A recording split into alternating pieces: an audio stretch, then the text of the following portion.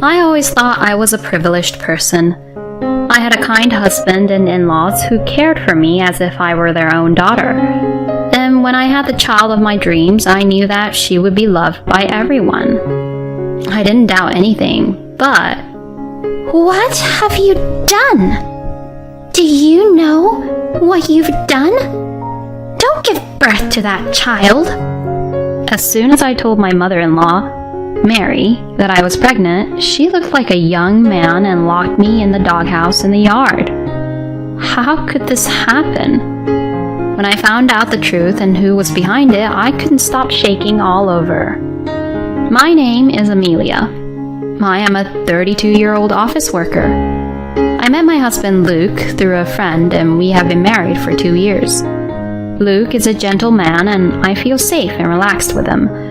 He's very protective of his parents. We often went to see them together to show them how well we were doing.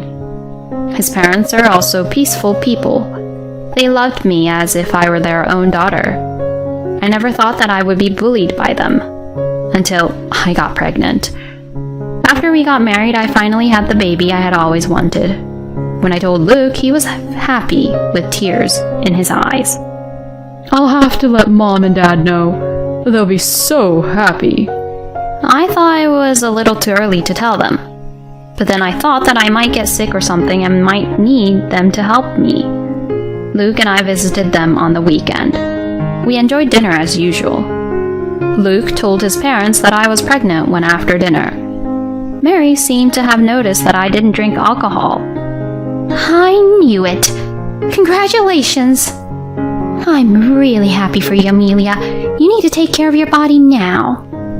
She was so happy. My father-in-law, Kevin, who was sitting next to her, also looked surprised. I am surprised. You're pregnant. It seemed like he didn't know what to say. I was so relieved, and we decided to stay at their house for the rest of the day. When I returned to the living room after taking a bath, the room that had been lively just a few minutes ago was quiet as if there was a funeral. What? What's going on? Did they get news of someone's misfortune? Thank you for letting me take a bath. Is something wrong? I asked fearfully, and Mary, who's normally kind, made a face like an ogre and glared at me. How dare you? Do you know what you've done? Don't give birth to a child like that. She grabbed me by the arm and opened the window to the garden. We were both barefoot as I was led out into the garden. The gravel in the garden stung my feet and it hurt so much. Wait a minute, Mary. What are you talking about? You're hurting me. I screamed, but she ignored me. This place is good enough for a dirty woman like you. She said that and locked me up in a room that was filled with the smell of dog. It was the doghouse of Simba, the golden retriever, who died 6 months ago. Kevin, who was very good with his hands, built it himself. It was such a big doghouse. Kevin had installed an air conditioner for Simba. It was spacious enough to accommodate more than one person. But there are no windows, only a door, and the lock is only on the outside. Please open it! Luke! Luke, I know you're in there. Get me out of here and help me. My voice must have reached him. I heard his voice from close by. Amelia, not going to forgive you. I'm leaving. Cool your head there. I couldn't stop crying at these unbelievable words from him. Just a few moments ago, we were all laughing and talking about the birth of our unborn child. What is this? What did I do? After a while, I heard a car leaving. Luke had really left. When I strained my ears, I could hear Mary yelling from inside the house, though I couldn't understand what she was saying. I also heard Kevin's voice trying to calm her down. I didn't sleep a wink that day and spent the rest of the night crying in the doghouse. The next morning, when I was in a daze from lack of sleep, the door opened. I saw Mary standing there, staring at me, just as she had yesterday. Do you need to go to the bathroom? She asked me. Mary, please, this is some kind of a misunderstanding. Please let me out of here. We need to talk. I know she can hear me. but she put the plate she was holding roughly on the floor, locked the door silently, and went away again. I looked closely at the plate and found one piece of bread on the silver plate that Simba used to use. Even though the plate has been cleaned up after Simba's death, it's not easy to get rid of the smell. I don't dislike dogs, but I couldn't bring myself to eat in this space, so I didn't touch it. Periodically, Mary would appear and ask me from outside if I need to go to the bathroom. When I tried to talk to her, she didn't seem to want to talk to me and quickly went inside the house. Lunch and dinner also came on Simba's plate, just like in the morning. I knew I had to nourish my baby. I ate my dinner with my hand where it didn't touch the plate. I was miserable and sad and made me cry again. I went outside for the first time since I was locked in the house to use the bathroom at night. I noticed that Luke's car was there. "Luke is here?" I asked Mary. Luke is a poor little boy because he married a woman like you. Mary's words still made no sense to me, but I hurried into the house.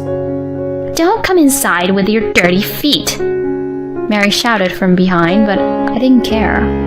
I went into the living room and found Luke and Kevin. "Luke, thank God. Can we go home now?" I said that to him, but he remained silent.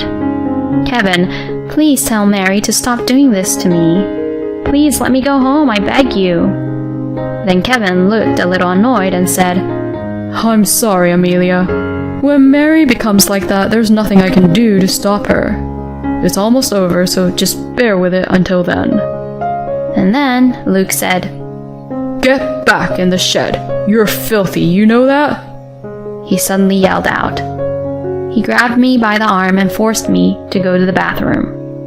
When I got out, he pulled my arm hard again and took me to the shed. "Don't worry.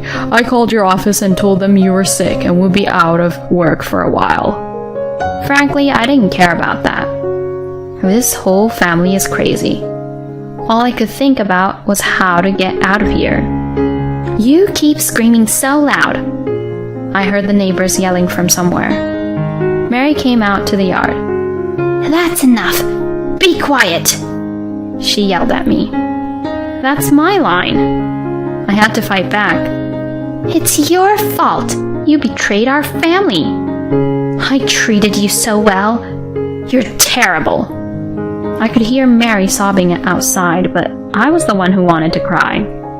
The next morning, she glared at me again and then put the plate on the floor with a mighty thud. More hungry than sick, I picked up a piece of bread and bit it into it with all my might. This is for my baby. I noticed something at the bottom of the plate. Is this a credit card? It was indeed a credit card.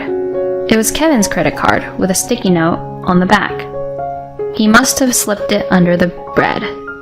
Order something with this, the sticky note said. Order something? Kevin was a crafty man, but a bit stupid. Mary used to make fun of him and tell me how cute he was. Luke took my phone home with him, along with my bag. What am I supposed to do with one card like this? In addition, there was no way I could use a card in my father-in-law's name. Then, around noon, an unexpected visitor showed up. I heard Mary's voice arguing with someone. Is someone there? I heard an unfamiliar voice. I quickly responded. I'm here. Please help me. When the door opened, there was an unfamiliar man standing there. I knew there was someone in here. Are you guys crazy? He glared at Mary and Kevin, who were standing behind him. The man was the man who lived across the street. He had often heard yelling and arguing in the yard. He was worried and came to see what was going on. I was taken straight to the man's house, and his wife, who was at home, said to me, I'm so sorry you had to go through that. She hugged me. I smell so bad. I started to cry. Mary and Kevin didn't come after me. I borrowed a phone and asked my mother to pick me up. And by the way, I don't have a father. He died in an accident before I could remember. When I told my mom what had happened, she was very angry. When she came to pick me up, she was about to yell at my in-laws. I didn't want anything to happen to my mom, so we chose to leave immediately. I went straight to the police, but I had no proof. The couple across the street said they would testify at any time, but who knows. I left the police station and went to the lawyer's office. I wanted to divorce that man right away.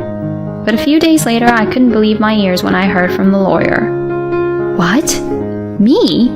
Why should I pay alimony? No way, I thought. But the lawyer told me that this case was caused by my cheating in the first place. He also said that they only wanted to discuss it directly with me and that they had proof. Of course, I never cheated on Luke. We accepted the offer. We set up a meeting with a lawyer. On the day of the meeting, Mary and Luke were staring at me. Kevin looked at me with concern. I hear I'm having an affair. With whom in the world? Mary's face turned bright red at my words. I know you're messing with my husband. Her voice was loud enough to echo through the room, but the content of it startled me. What? Luke continued, spreading the pictures all over the desk. Look at this. It's you and my dad, no matter how you look at it. My mom and I picked up one photo at a time and looked at it. Sure, the faces are mine and Kevin's, but the bodies belong to different people. Some of the photos clearly show the wrong height difference. And then Luke took out his phone and started playing some kind of sound. I love you, Kevin. It was unmistakably my voice, but I don't remember saying a word about it.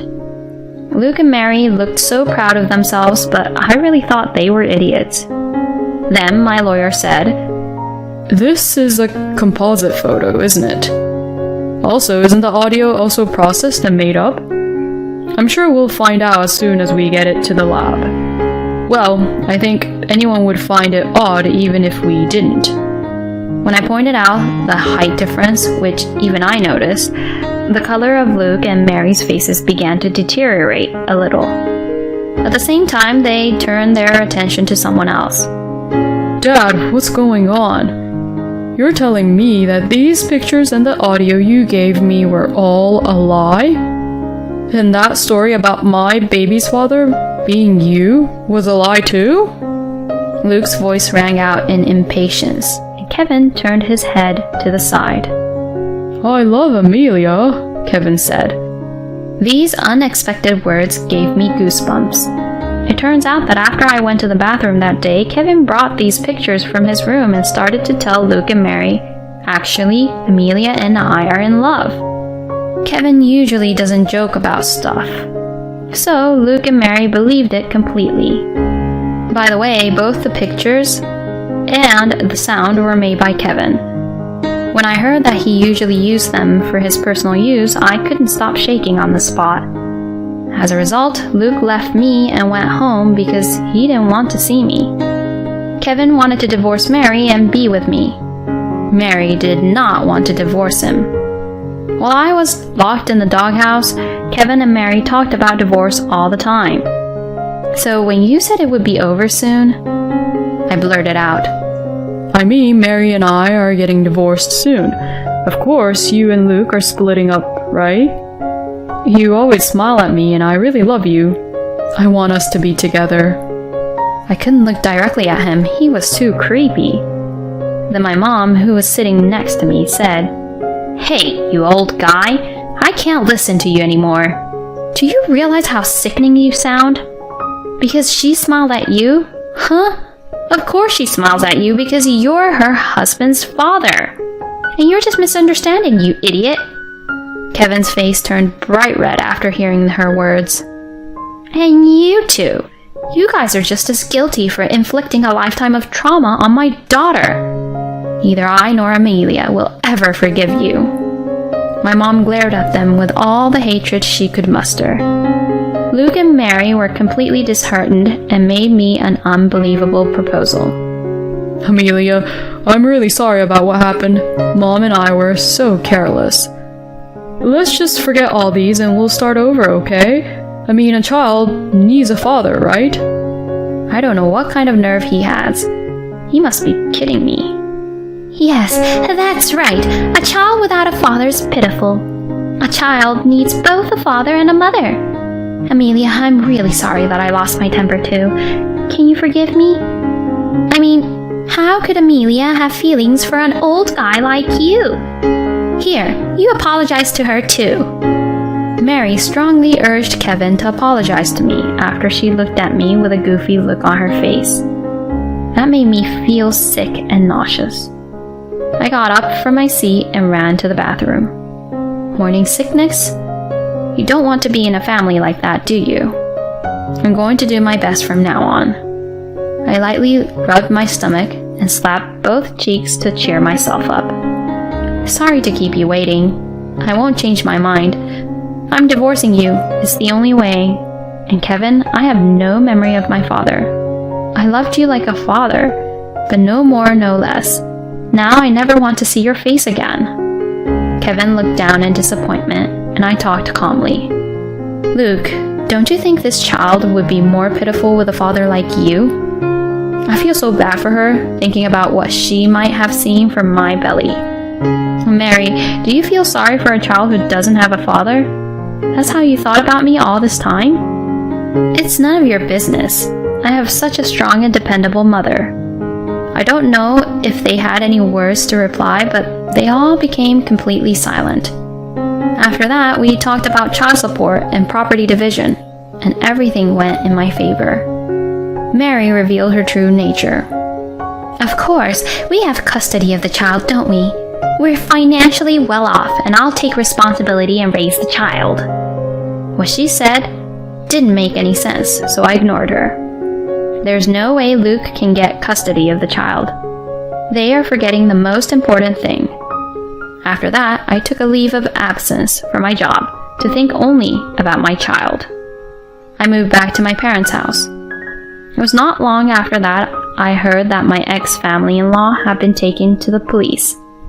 When the police asked me what had happened, I remembered something. Mary and Kevin were dog lovers and were so worried about Simba that they kept security cameras in their yard and the shed. I told the police about it, and when the police visited their house, they told me that the footage was perfectly preserved. And the couple across the street testified. Mary was blatant in her denial, but Kevin readily confessed to the crime. Luke knew about the confinement, but ignored it, so he was judged to have been involved in the confinement. As a result, my ex-family members were sentenced to prison. They sent me a letter, but I threw it away without reading it, because I will never forgive them, even if I read it.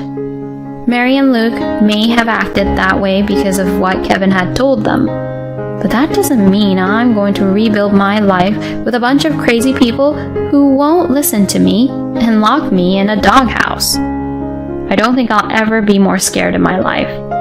I went through a lot of hard times, but when I saw my daughter sleeping in my arms, I felt so happy that it didn't matter. According to the law, my daughter was born under my ex-husband's name. I filed a petition with the family court, and my daughter and I were safely given the same surname. By the way, I heard my ex-husband got out of jail first. None of my friends know where he went. He never paid child support. That's how lazy the man was. Whatever the reason was, sooner or later, we might have ended up divorced. I'm just happy that he's gone from my life. My mother holds my daughter Grace in her arms. I could look at her all day. She's so cute. Single mothers are not uncommon these days. You have me, and there are many people in this world. Amelia, you can raise your child in peace. I never see my mom raise her voice like that during our divorce proceedings. I'm so glad she was my mother. I vowed to be a strong mother myself. Miscarriage?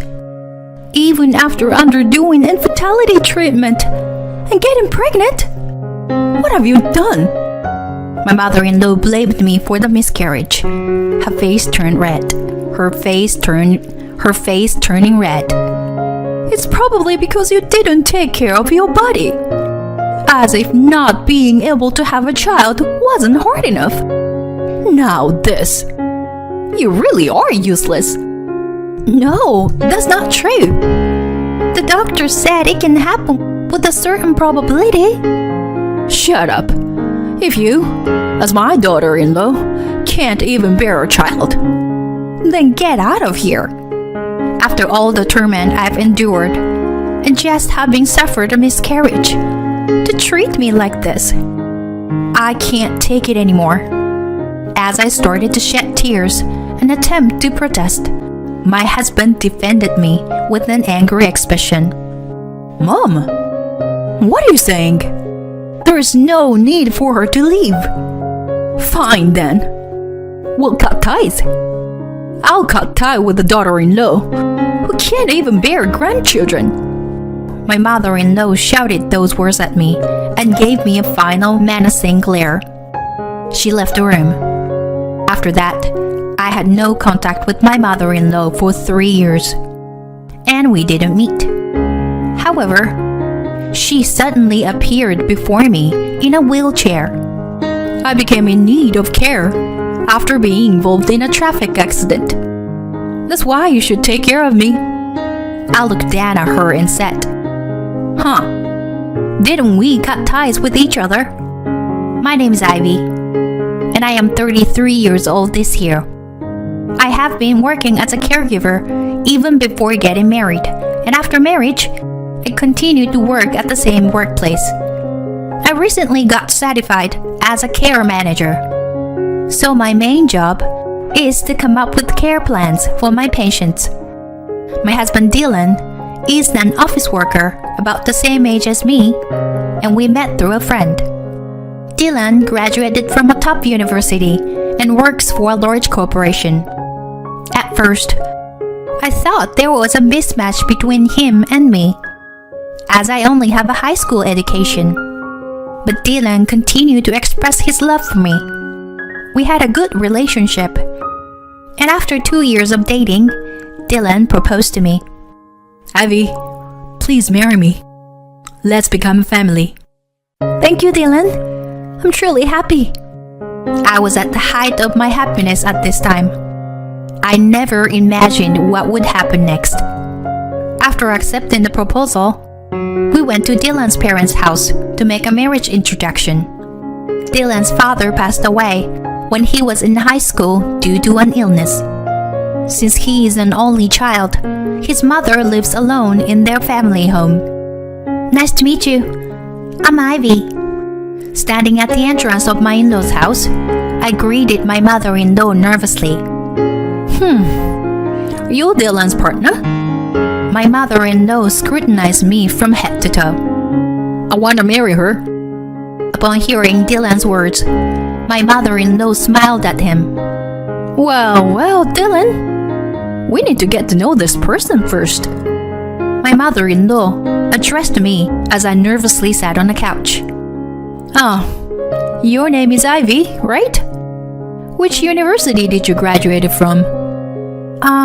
Well, I'm sorry. I didn't attend a university. I graduated from a local vocational school. Wow. My mother-in-law visibly frowned her brow and covered her mouth. Not even attending university nowadays. Were you raised in a very poor family? Uh-huh. Mom, what are you saying? Well, isn't it? Or it is because your grades weren't good enough to attend university? My mother-in-law questioned me with a frowned brow. I responded as best I could. My mother worked in caregiving. She always said it was a challenging but rewarding job. I grew up watching her in that role, so I wanted to walk the same path. Ivy works really hard at her job and has an ambition. I think that's wonderful about her too. As Dylan supported me, my mother-in-law's expression became even more unpleasant. Caregiving? Did you say you were currently working in caregiving? Does that involve changing old people's diapers? Yes. I assist patients with their daily lives. That's not some smelly, dirty, low-level job. Huh? Even though caregiving is a job that anyone can do, it's not spoken of as something amazing. I could do nothing but be dumbfounded by my mother-in-law, who completely looked down on me. He continued to speak. Dylan said he's bringing his marriage partner. I thought it would be someone wonderful, but someone who couldn't even go to college, and someone who works in caregiving. It's disappointing. What are you saying, Mom? Well, isn't it, Dylan? Maybe you should reconsider now. Should I help you find someone wonderful? Enough already. Let's go, Ivy. Dylan slammed the table, stood up, and pulled my arm. But Dylan... I was honestly flustered as well. But my mother-in-law seemed surprised by the fact that Dylan, who is usually calm, displayed his anger so openly. Dylan, what's wrong? Did something bother you? Mom, you're being extremely disrespectful to Ivy. No matter what anyone says, I'm gonna marry Ivy. Dylan! Dylan's clear declaration made me feel happy. Then, my mother-in-law let out a deep sigh. Fine. If Dylan insists on it, I'll approve of the marriage.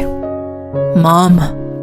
But in return, Ivy, make sure you fulfill your duty as a wife. Have children quickly. Understood? Yes. And so, Dylan and I were acknowledged by our respective parents and decided to register our marriage. We rented an apartment, considering the distance from our workplaces. But I was a little concerned about it being close to my in-laws' house. I wanted to avoid getting involved with that mother-in-law as much as possible. It seemed like she didn't like me. And anyway, she shouldn't be interfering. My hopes didn't last long, as my mother-in-law started visiting our home almost every day and began making snide remarks about various things. Ivy, there's dust accumulating on the curtain rail. Oh, I'm sorry. I have work on weekdays, so I was planning to do it on a weekend. Don't make excuses when you don't even have much work to do. Yes, I'm sorry. Such exchanges have become commonplace in our daily lives. Moreover, my mother-in-law would come over during the time when I returned from work. As if it were natural, she would have dinner with us. Ivy, what is this seasoning? What did you learn at your parents' house? Mom, don't say things like that. It tastes perfectly fine. No, Dylan. It's not good because you spoil her. I'll be strict. You see. Yes, I'm sorry. After my mother-in-law left, Dylan apologized to me. Ivy, I'm sorry about my mom. It must be suffocating, right? No, it's true that I am an inadequate wife. Besides, your mother is all alone. She might feel lonely. That was the only response I could give. Rejecting my mother-in-law, who rings the doorbell almost every day, it's something I cannot do. Furthermore, after a year of marriage, my mother-in-law started saying things like this. My friend Mrs. Smith just became a grandmother the other day. Oh, congratulations to her. My response excited my mother-in-law. And Mr. Davis and Mrs. Miller also have grandchildren. I'm the only one without grandchildren.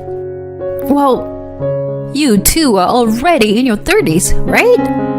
Yet, you still haven't had children. We have our own pace. If you keep talking leisurely like that, you'll never have children. Hurry up and give birth to a child, so that I can have a grandchild. Understood? Yes. My mother-in-law started urging me to have a grandchild every time she saw my face. I felt the pressure myself as we were struggling to conceive. Dylan reassured me that there is no need to rush, but age is still a factor. we decided to visit an infertility clinic together. There, we were told that I have a difficult time getting pregnant. However, with diligent treatment, there is still a possibility of having a child. I was shocked by this result and ended up crying in front of Dylan. Dylan, I'm sorry. I'm just not in the right body for this. Well, what are you talking about, Ivy? I actually think it's perfectly fine for just the two of us to live together. No, I still want to have a baby with you, Dylan. I'll undergo fertility treatment. I see. I understand. But let's not push ourselves too hard. And so, our journey of fertility treatment began. I regularly visited the hospital, enduring painful tests and treatments. I took medication and received injections, but I wasn't getting pregnant. Even after 2 years of marriage, the situation remained unchanged, and I continued to be attacked by my mother-in-law. My stress gradually accumulated. We decided to move from conventional infertility treatments to advanced ones. Specifically, we decided to invest around $3,000 for IVF. It required not only a financial burden, but also a significant physical toll.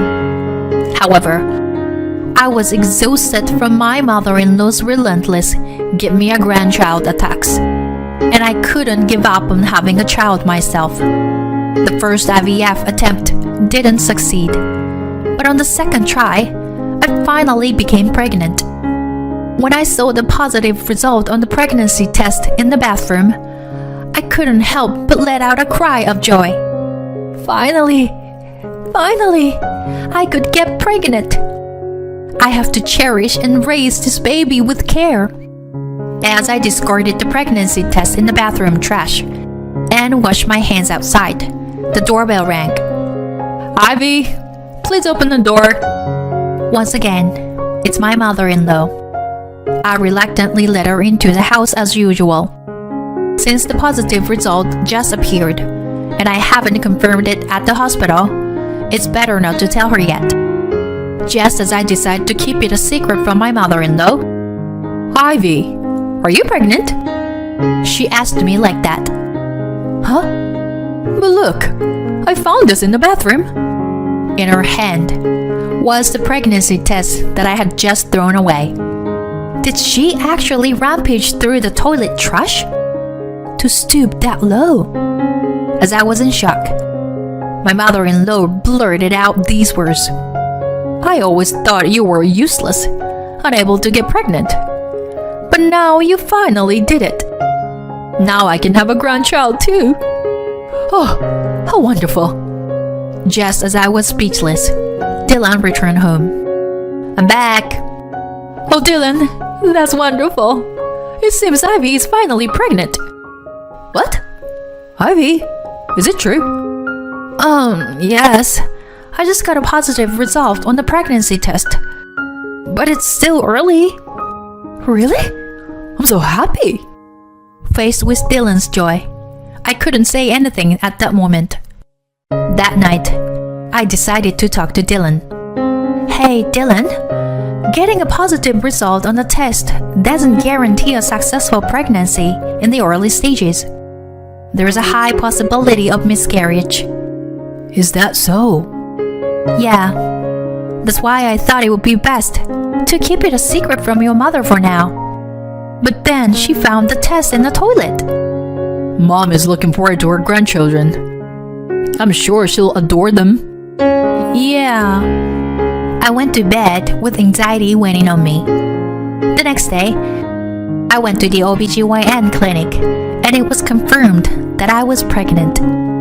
However, 2 weeks later, I received this news. We couldn't detect the baby's heartbeat. In other words, I had a miscarriage in the early stages of pregnancy. After the surgery, when I returned home, I broke down in tears. Dylan had a solemn expression on his face and gently struck my back. Ivy, for now, take your time to rest. Gather yourself before moving forward. Dylan, I'm sorry. Truly sorry. At that moment, the doorbell rang. Unfortunate timing. It was the time when my mother-in-law would usually visit. Let's ask her to leave today. I stopped Dylan from doing so. I need to explain the situation to your mom. As my mother-in-law entered the house, she was startled by the sight of my tear-stained face. Why are you crying? Could it be... Yes, I had a miscarriage. There was a brief moment of silence after I uttered those words. Just as Dylan was about to say something, my mother-in-law spoke up. Miscarriage?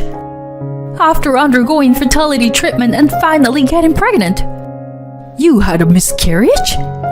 What did you do to cause this? Huh? Her face turned bright red as she approached me. It's probably because you didn't take care of yourself properly. As if it wasn't enough that you couldn't have children. Now this has happened. You really are a useless daughter-in-law.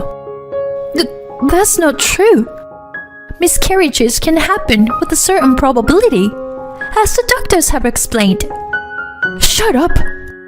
If you can't even give birth to a child as a daughter-in-law, then get out of here. After enduring her constant bullying and now facing a recent miscarriage, I couldn't take it anymore. As I tried to protest through my tears, Dylan stepped in to protect me with an expression of anger. What are you saying, Mom? Ivy doesn't need to leave. Fine, then let's cut ties. I'm cutting ties with a daughter-in-law who won't bear me grandchildren. She shouted those words, glaring at me one last time, before storming out of the room. Then, my mother-in-law really stopped coming to our house. My husband Dylan was also quite angry with my mother-in-law's words and actions, to the point that he didn't even try to contact her. I couldn't forgive what she said, but to be honest, I felt relieved that we no longer had to interact with her. The emotional wounds from the miscarriage didn't heal easily. However, I was gradually trying to move forward and overcome it. 3 years passed by during that time. Just when I had almost forgotten my mother-in-law's face, she suddenly appeared at our house. And what's more, she was in a wheelchair. Oh, Ivy, it's been a while, hasn't it? What happened to you? Never mind that. Can you let me into the house? I struggled a bit, but I let her into the house. It seems that my mother-in-law's right hand and right leg don't move properly. You see, I was involved in a traffic accident. I was hospitalized because of it, but I have residual effects. And now, I need care. My mother-in-law started talking non-stop without considering my feelings or opinions. So, you should take care of me. Bathing and going out are difficult for me, you know? Huh? I couldn't help but raise my voice.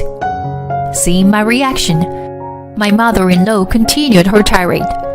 Since you are a daughter-in-law, it's only natural for you to take care of your mother-in-law. You're working in caregiving, aren't you? And yet, as a wife who can't even have children, I'm asking you to take on the role. Regarding that, we did cut ties, right? Yes, but I'm saying I'm willing to reconsider.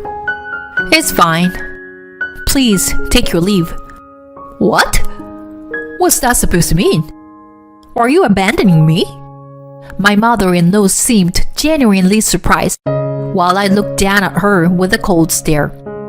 While I was being constantly bullied and hurt after experiencing a miscarriage, it was you who told me to get out, useless, right? Why should I be the one to take care of someone like you? Or are you going to abandon your relatives who need nursing care? You are devil's wife, aren't you? I'm fine with being the devil's wife. Please leave me alone. I pushed my mother-in-law's wheelchair towards the entrance, and she started screaming.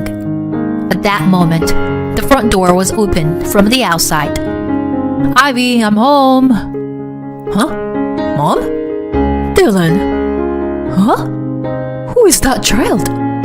My mother-in-law froze as she saw Dylan holding the child in his arms. Who? This is our daughter, Emma. Dylan took her to the park. I held our daughter firmly in my arms as I received her from Dylan. What? A child? I didn't hear about this. Upon hearing that, my mother-in-law's eyes widened. Yes, after cutting ties with my mother-in-law, the stress seemed to disappear. Thanks to that, we quickly conceived the child. The child was born safely, and our daughter is already 2 years old. Well, I didn't say anything. I can't believe someone would utter such abusive words to Ivy. It's not what I would expect from a mother. Dylan, you know how much I long to hold my grandchild, right? I'm aware of that, but even so, I can't let someone who hurts my wife off the hook. So, what do you need today? As Dylan casually said that, my mother-in-law's mouth was left agape. I explained the situation to my husband.